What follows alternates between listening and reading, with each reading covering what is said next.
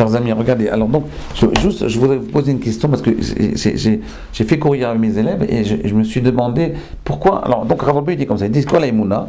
L'aïmouna, on résume un peu ce qu'on a fait dernièrement. L'aïmouna, c'est pas la foi en Dieu. C'est d'abord, j'apprends à devenir un être fiable. J'apprends également à ne pas regarder les autres avec suspicion. C'est déjà pas évident. Et quand ma relation avec l'autre elle est fiable, quand j'arrive à prendre conscience, c'est quoi être fiable en fait?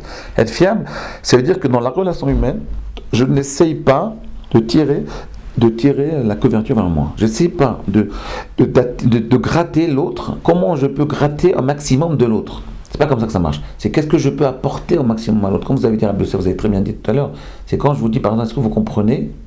Ça ne veut pas dire est-ce que vous comprenez, si vous comprenez. Est-ce que vous avez intégré ce principe-là à tel point que vous pouvez maintenant l'enseigner? C'est ça que ça veut dire. Est-ce que ce principe-là, vous l'avez tellement intégré, c'est devenu tellement une partie de votre intériorité, que vous pouvez maintenant le redire à votre façon, et sans redire les mêmes mots que moi? C'est ça en fait, ça veut dire. C'est-à-dire que celui qui est dans la lumière, c'est pas le rave, c'est l'élève. Est-ce que maintenant vous êtes prêt maintenant à être un rave qui va sortir la lumière de lui et mettre la lumière sur l'élève? Vous n'êtes plus la lumière parce que vous étiez l'élève. Donc maintenant vous avez la lumière. Mais à partir du moment où vous avez l'enseignement, maintenant vous allez transmettre l'enseignement. Pour transmettre l'enseignement, il faut être prêt à mettre de l'obscurité un peu sur vous-même pour mettre la lumière sur l'autre. D'accord? Et moi ce que je ne comprends pas maintenant, c'est quel rapport il dit que l'aïmouna en fait, il rajoute juste après, il dit comment on travaille sur l'aïmouna alors maintenant, après avoir su ce principe-là, qu'il faut être fiable, qu'il faut mettre l'accent sur les autres, pas sur soi-même, il ne faut pas gratter sur l'autre. Dans la relation humaine, il faut parler de l'autre. Il dit comment on travaille ce principe de l'aïmouna, pas du tout avec l'intellect, il dit par les images. Quel rapport? Il dit par les images. C'est-à-dire qu'en réalité, on ne peut pas grandir en l'aïmouna si vous n'avez pas des expériences de vie, vous n'avez pas des films dans votre tête qui tournent et qui vous montrent des scènes de Emouna. C'est en fait, moi je comprends, des scènes de fiabilité. Vous comprenez, Rabbi Yosef? Il dit juste après, le chapitre d'après, à Wolbe, il parle, il dit maintenant comment on fait pour faire ça? Alors il faut avoir des images. C'est par les images, c'est pas par l'intellect. Les images, l'intellect, il vous sert à fabriquer les images. Mais comment ça marche? Je veux dire, à mon avis, comment ça marche. C'est qu'en réalité, il faut avoir vu des gens ma'amin pour pouvoir avoir des mounas. Il faut avoir vu des gens fiables pour pouvoir être fiable. Si vous avez vécu toute votre vie avec des requins qui pensent qu'à gratter des autres, ben vous ne pouvez pas faire autrement que gratter des autres. Comme ça, j'ai l'impression. Je pense que c'est ça qu'il veut dire. Comprenez, Rabbi Yosef? À mon avis, je vais vous le lire si vous voulez. Je ne vois pas d'autre explication. Il dit comme ça, attends, je vais vous montrer. Et puis après, il dit, juste après, on a déjà dit que l'image, c'est la clé pour acquérir l'aïmouna. Tsiorim, les images, mais oririm, mechazkim et akoach. Les images, elles réveillent et elles renforcent l'aïmouna. Et c'est elles qui posent, qui vont donner une base, c'est un socle pour la pensée. Qui Emouna Zoyatsir Anachon Amiti. La Emouna, en fait, c'est trouver l'image qui est l'image juste.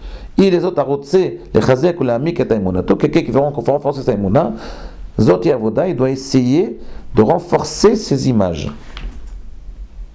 Après, il doit ramener le Kozarek qui dit, par exemple, imaginez le don de la Torah. Mais moi, je pense que imaginer la Torah, à mon avis, c'est trop. Les gens vont penser Charlton Heston. Je pense pas que c'est. Non, c'est pas l'exemple.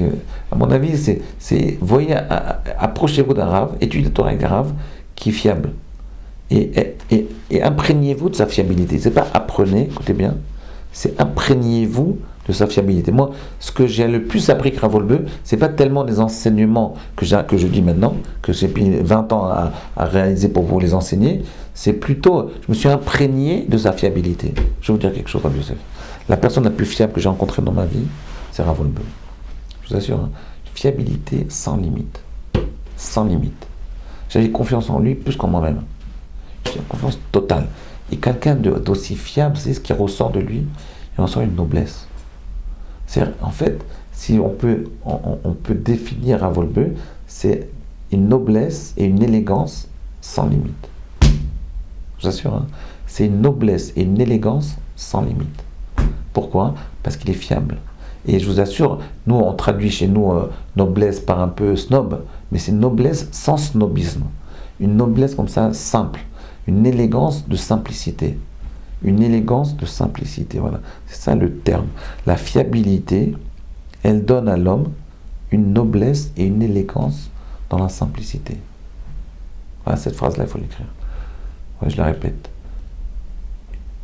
La fiabilité, quand vous voyez un homme fiable, vous vous imprégnez de cette image-là. C'est quoi l'image de la fiabilité? C'est ce que j'ai vu chez Rav Wolbe, c'est une noblesse et une élégance simple. C'est-à-dire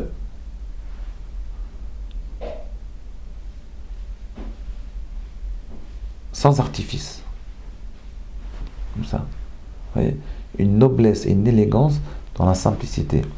C'est ça la fiabilité. C'est ce que j'ai vu chez Rav Wolbe. Cette image-là qui me reste chez lui. Je me suis imprégné de cette image-là.